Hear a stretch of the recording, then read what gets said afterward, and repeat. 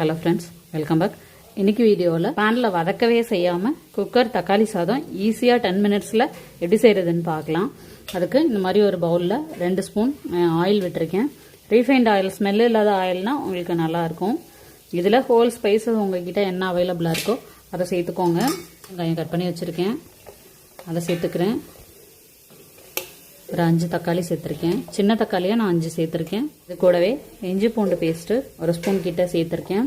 இதுக்கு தேவையான அளவு உப்பு, கொஞ்சமாக மஞ்சள் பொடி, வெறும் மிளகாய்த்தூள், காஷ்மீரி ரெட் சில்லி பவுடர், மல்லித்தூள், இது கூட புளிப்பு இல்லாத கட்டி தயிர் நான் ஒரு 2 கரண்டி கிட்ட சேர்த்துருக்கேன், சின்ன கரண்டியால். இது எல்லாத்தையும் நல்லா மிக்ஸ் பண்ணி எடுத்துக்கலாம். இந்த ஸ்டேஜில் புதினா மல்லித்தழை இருந்தால் கொஞ்சம் ஆட் பண்ணிக்கோங்க, என்கிட்ட இப்போது இல்லை. இப்போ இது கூட 20 நிமிஷம் ஊற வச்ச அரிசி, எந்த அரிசியாக இருந்தாலும் பரவாயில்ல, அதை சேர்த்து நல்லா மிக்ஸ் பண்ணி விட்டுக்கலாம். இது எல்லாத்தையும் குக்கரில் சேர்த்துக்கலாம். 1 கப் அரிசிக்கு 2 கப் தண்ணி சேர்த்துக்கிறேன்.